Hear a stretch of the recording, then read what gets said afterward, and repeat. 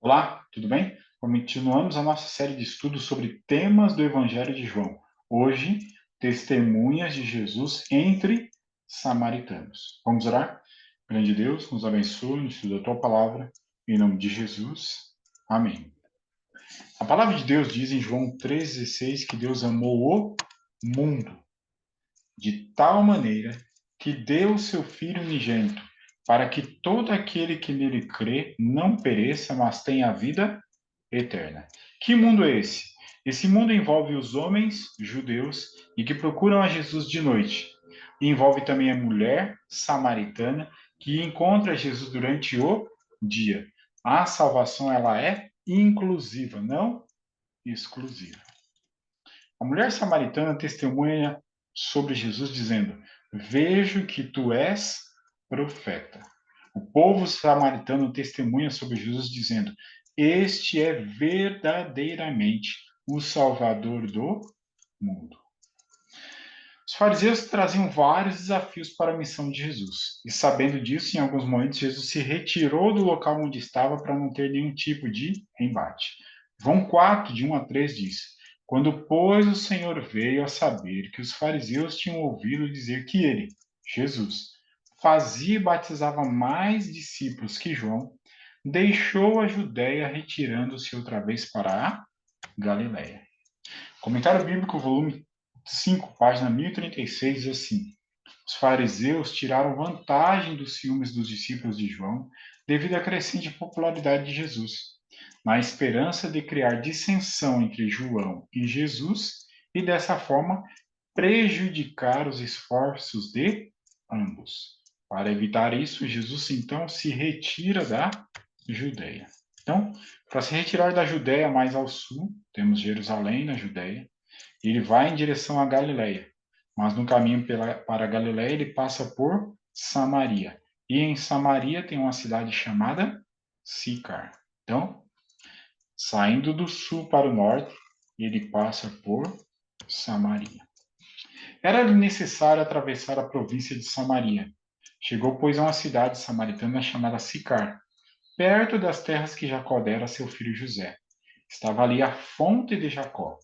Cansado da viagem, assentara-se Jesus junto à fonte, por volta da hora sexta, que nós já sabemos que é meio-dia. Então imagina Oriente Médio, calor, meio-dia. Lembrando um pouco sobre Jesus. Pois ele, subsistindo em forma de Deus, não julgou como usurpação ser igual a Deus. Então, Jesus é igual a Deus. Antes, a si mesmo se esvaziou, assumindo a forma de servo, tornando-se igual aos homens? Não, em semelhança de homens, e reconhecido em figura humana.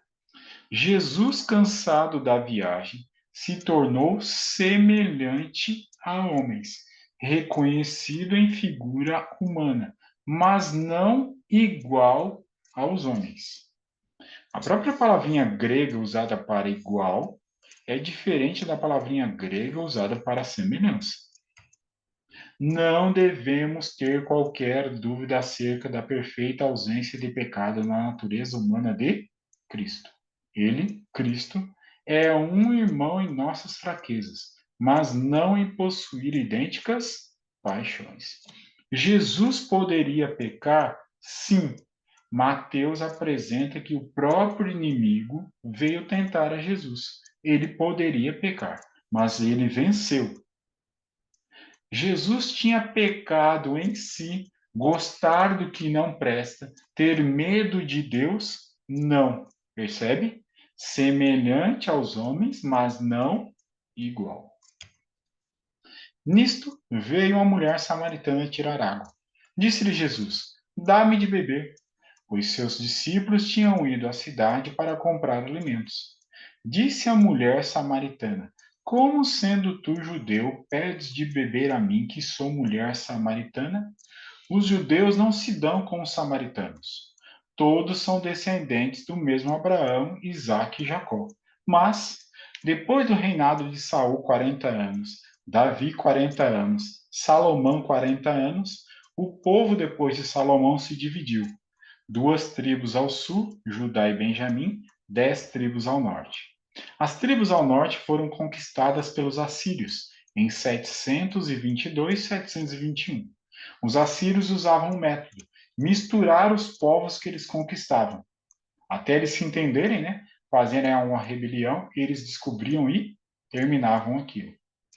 Então, os samaritanos não eram mais puros judeus. Eles cresceram, se relacionaram, constituíram famílias com outros povos.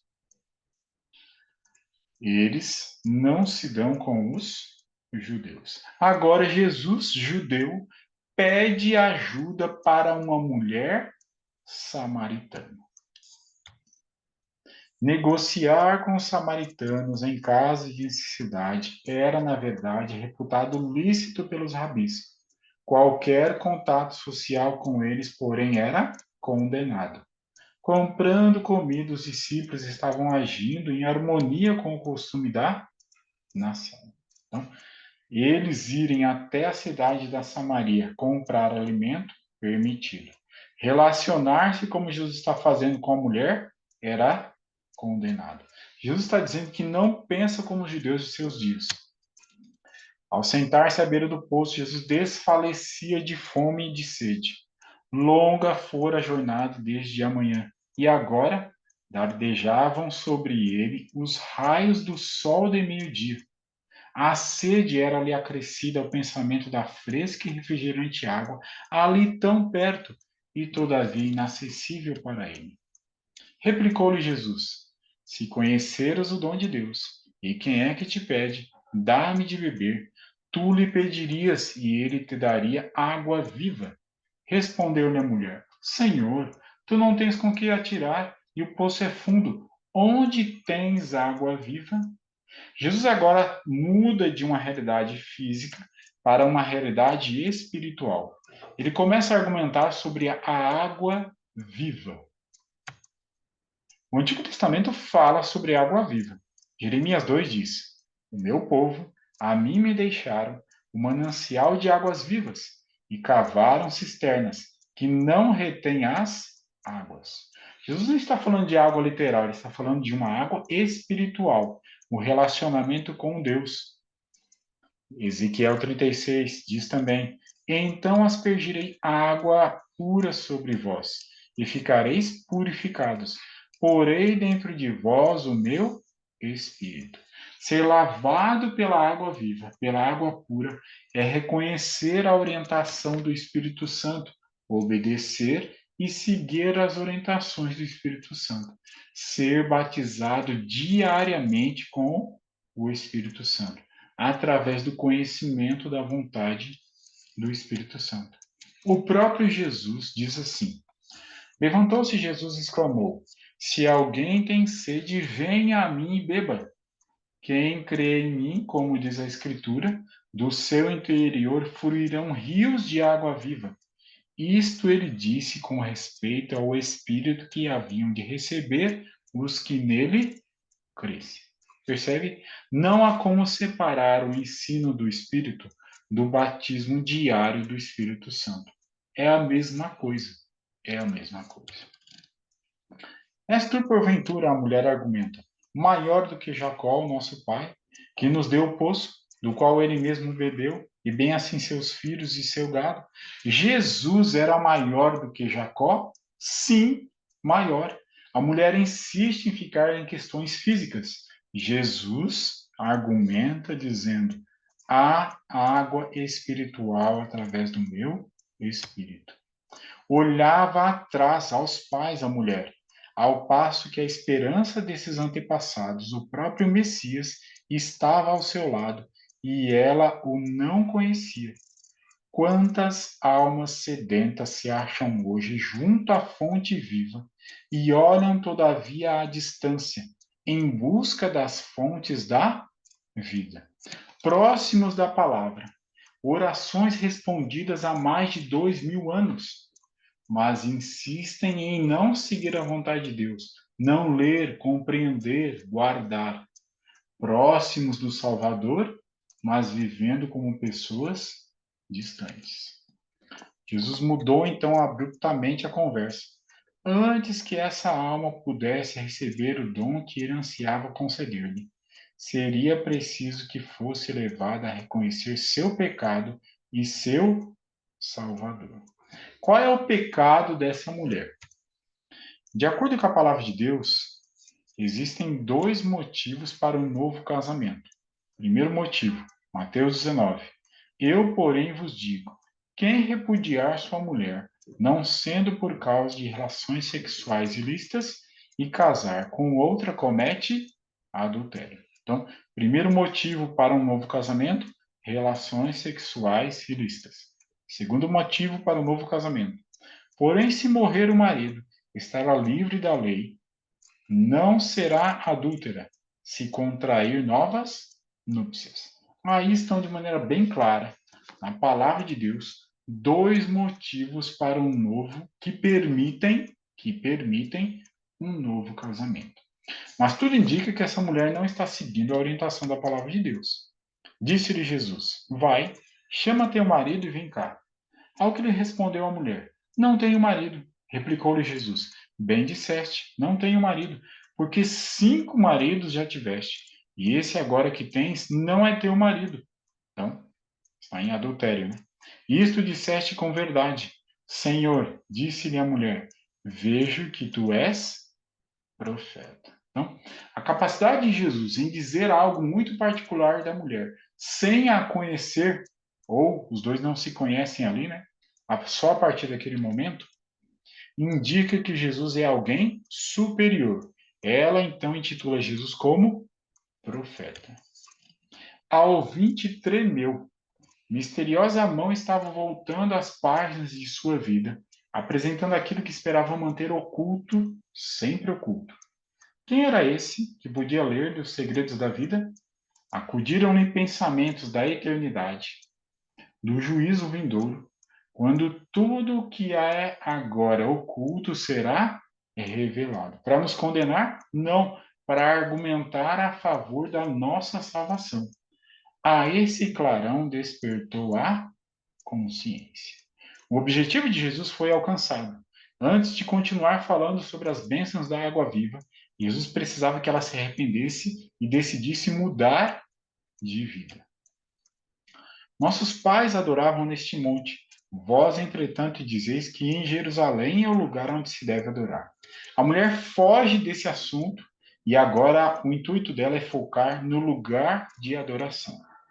Jesus diz assim: mas vem a hora, e já chegou, em que os verdadeiros adoradores adorarão o Pai em espírito e em verdade, porque são estes os que o Pai procura para seus adoradores. Não por procurar um monte santo ou um templo sagrado são os homens postos em comunhão com o céu. Olha esse texto. Para o servirmos devidamente, é mister nascermos do Divino Espírito. Isso purificará o coração, renovará a mente, comunicar-nos a voluntária obediência a todos os seus reclamos. Esse é o verdadeiro culto. É o fruto da operação do Espírito Santo. Percebe? Purificação, renovação, obediência. Esse é o verdadeiro culto. Esse é o fruto da operação do Espírito Santo. Deus é Espírito, e importa que os seus adoradores o adorem em espírito e em verdade. Então, Deus não está limitado a um lugar, Monte Sião, Templo, Jerusalém. Não, Jesus está em toda parte, aceitando a minha adoração aqui, em Jundiaí, São Paulo, e a sua adoração aí, Paraná, São Paulo capital, Avaré, interior de São Paulo, Paranaguá, litoral do Paraná, São Mateus do Sul, interior de São Paulo, Curitiba, capital do Paraná. Deus está em todas as partes e ele aceita a nossa adoração. Eu sei, respondeu a mulher, que há de vir o Messias chamado Cristo. Quando ele vier, nos anunciará todas as coisas. Disse-lhe Jesus: eu o sou, eu que falo contigo. Quanto à mulher, deixou o cântaro, foi à cidade e disse àqueles homens: Vinde comigo e vede um homem que me disse tudo quanto tenho feito. Será este porventura o Cristo? Saíram, pois, da cidade e vieram ter com ele. Vamos comprovar. Lembra da palavra de Deus, livro de Atos? Paulo elogia os bereanos porque eles vão examinar para ver se as coisas realmente eram assim. É isso que os homens fazem. Vão até Jesus para ver se as coisas realmente eram como a mulher dizia. O obreiro de Cristo não deve julgar que não pode falar a poucos ouvintes com o mesmo fervor com que o faz a uma maior auditório. Poderá haver uma única pessoa a escutar a mensagem. Quem poderá, entretanto, dizer até onde se estenderá a sua influência? Ah, não, começou uma mulher aqui no meio desse calor, ela, não, Jesus se importa, a salvação ela é inclusiva para todos. E ao levar a mensagem a essa mulher, o que acontece? A mulher leva muitas pessoas naquela cidade. Percebe? A bênção em uma pessoa alcança várias pessoas. Assim que encontrou o Salvador, a samaritana levou outros a ele. Essa mulher representa a operação de uma fé prática em Cristo. Todo verdadeiro discípulo nasce no reino de Deus como missionário. Então, qual que é a prática da fé? Levar as boas novas da palavra de Deus a outras pessoas, para que elas tenham opção de escolha. Esse é o erro, essa é a verdade. Qual você escolhe? Muitos samaritanos daquela cidade creram nele, em virtude do testemunho da mulher. E se a mulher não fala? Mas ela falou, cheia do Espírito. Muitos outros creram por causa da sua palavra. E diziam à mulher: Já agora, não é pelo que disseste que nós cremos, mas porque nós mesmos temos ouvido e sabemos que este é verdadeiramente o Salvador do mundo. João 4, verso 37 e 38. Pois no caso é verdadeiro o ditado: um é o semeador e outro é o ceifeiro. Eu vos enviei para ceifar o que não semeaste. Outros trabalharam e vós entrastes no seu trabalho. Então, em algum momento você vai lá, fala da palavra de Deus para a pessoa e ela não aceita. Mas a palavra ficou ali semeada. Os tempos passam e outra pessoa vem e em algum momento aquela semente que estava ali plantada, ela vem a crescer. Percebe? Um é o semeador e o outro faz o papel de ceifeiro. Quem é maior que o outro? Pergunta errada. Todos estão participando da missão de Deus. O serviço feito de coração para Deus proporciona mesmo nesta vida uma recompensa. Obstáculos, oposição e amargo e desolador desânimo o obreiro tem de enfrentar. Talvez ele não veja o fruto do seu labor aqui. Todos quantos se entregam a Deus no serviço desinteressado pela humanidade estão cooperando com o Senhor da glória. Este pensamento adoça toda fadiga, retempera a vontade, revigora o espírito para qualquer coisa que possa sobreviver. Deus hoje nos convida a nos envolver na missão de Deus, salvação de pessoas. Você se compromete a isso? Que esse seja o meu e o seu desejo. Vamos orar? Gratidão, Senhor, por participarmos da obra do Senhor. Ajuda-nos a termos visão espiritual e de questões físicas conduzirmos pessoas e a nós mesmos para questões espirituais de salvação eterna. Em nome de Jesus. Amém.